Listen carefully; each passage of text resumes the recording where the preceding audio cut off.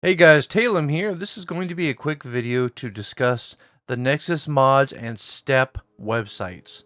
Now, these are two very important tools that I use to modify my game and to keep updated on the mod community, and they are two sites that you should use as well, especially if you are considering jumping into the modding scene yourself. Now, a quick overview of these websites. The Nexus mods website is the largest modding sites in the world. This was started back in 2001 by a couple of guys, Robin Scott being the most famous one, also known as the Dark One, on the Nexus mods. You know, they built the site to handle modding Elder Scrolls Morrowind, and it just grew from there, and it became a very, very large network with dozens of games, you know, everything ranging from the Fallout and Elder Scrolls series through Dragon Age, XCOM 2, Dark Souls, etc., etc., etc. It is by far the best place to go for modding because it has such a wide array of different mods available that are often censored on more, should say, family-friendly sites. Another good thing is that it's a very hands-on system. It allows you the leeway to learn how to mod properly. The mod authors often give very good instructions of how to mod. That's a huge negative with something like the Steam Workshop, because the Steam Workshop will update a mod for you without your knowledge just when you start the game, and that can have catastrophic problems for your existing save of, say, Skyrim. Because when you mod Skyrim, you always have to do a series of batch patches and compatibility patches in order to have everything smooth and working perfectly. And when a mod is updated with changes that are not already in those patches, you're going to have problems. The mod isn't going to function properly, and when it happens automatically through the Steam Workshop, you really have no idea, and then something goes wrong in your game and you're like, what the heck? To be honest with you, it's always a good idea to go through the Nexus as much as possible, unless for some reason the mod is just not available on the Nexus.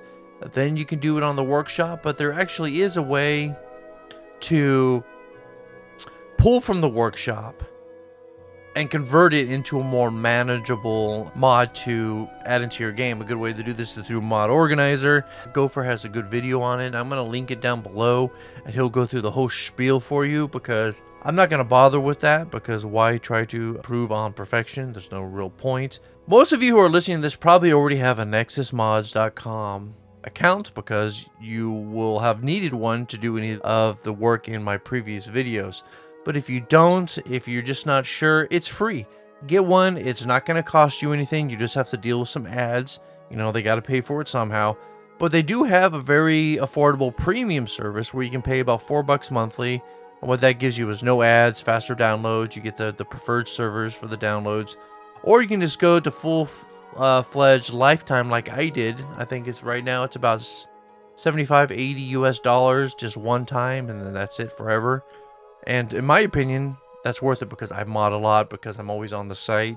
And so for me, it's like it was a no-brainer to get that. So just jump on to the Nexus mods and just explore. There's a lot of good stuff there. Some stuff you have to be careful of. You know, it's just learning common sense of what to add and what not to add. But there's no virus-filled files on it. Nothing with Trojanware. None of that garbage on the site. They work very, very hard to maintain it, to make sure everything is as clean as possible.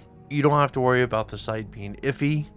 They're pretty on top of things, and the community is pretty rabid about keeping it that way. Now, the next page I want to talk about is the S.T.E.P Project Wiki. Now, this project is phenomenal. It is where the collective minds of hundreds of modders have come together to form a resource where people can go to get questions about modding, tutorials, guides, configurations, details on certain mods, personalized modding tips with lists of how to mod your game. It is just a fantastic site. They even have a special S.T.E.P project itself, which is a step-by-step tool in modding your game, their specific way to kind of reach the collective vision of what Skyrim should be. There's multiple versions of this. Certain modders have created their own configuration lists. These are often updated all the time.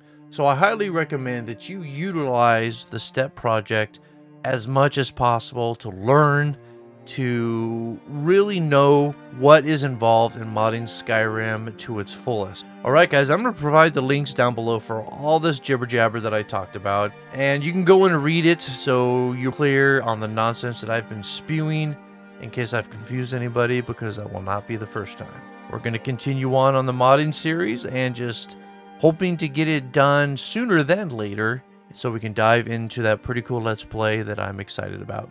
Alright guys, this is Taylem, and I will talk to you later.